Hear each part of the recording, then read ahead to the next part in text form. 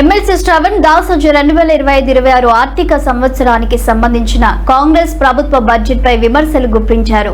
గత బడ్జెట్ లో ప్రభుత్వం 2,29,720 కోట్ల రెవెన్యూ లక్ష్యాన్ని ప్రకటించిందని, కానీ వాస్తవంగా కేవలం 2,03,000 కోట్ల ఆదాయం మాత్రమే వచ్చినట్లు ఆయన తెలిపారు.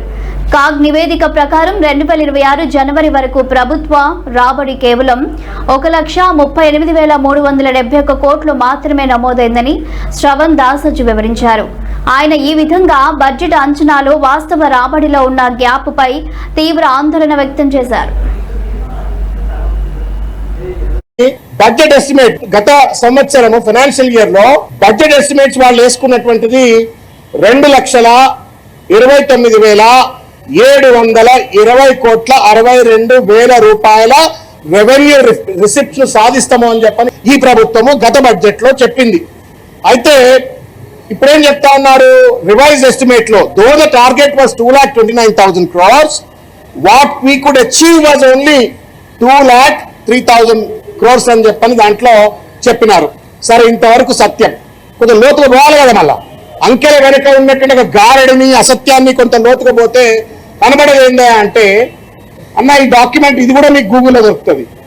CAG controller general of India వాళ్ళ వెబ్సైట్ లో కనుక వెళ్ళి కనుక మీరు జనవరి 22వ తారీఖు నాడు ఈ ప్రభుత్వ ఆర్థిక పనితీరు మీద ఆడిట్ చేసిన తర్వాత ఇచ్చినటువంటి ఒక డాక్యుమెంట్, ఈ డాక్యుమెంట్ ని కూడా దయచేసి చూస్తే మీకు కనబడుతుంది అంటే, గారడి కింద కనబడుతుంది revenue receipts actuals up to January 2026 as stated by the Controller Authority General of India వాళ్ళు చెప్పిన దాని సిఏజీ వాళ్ళు చెప్పిన దాని ప్రకారంగా 1,38,371 కోట్లు అంటే జనవరి 22వ తారీఖు వరకు revenue receipts of the state were only 1,38,000 crores 371.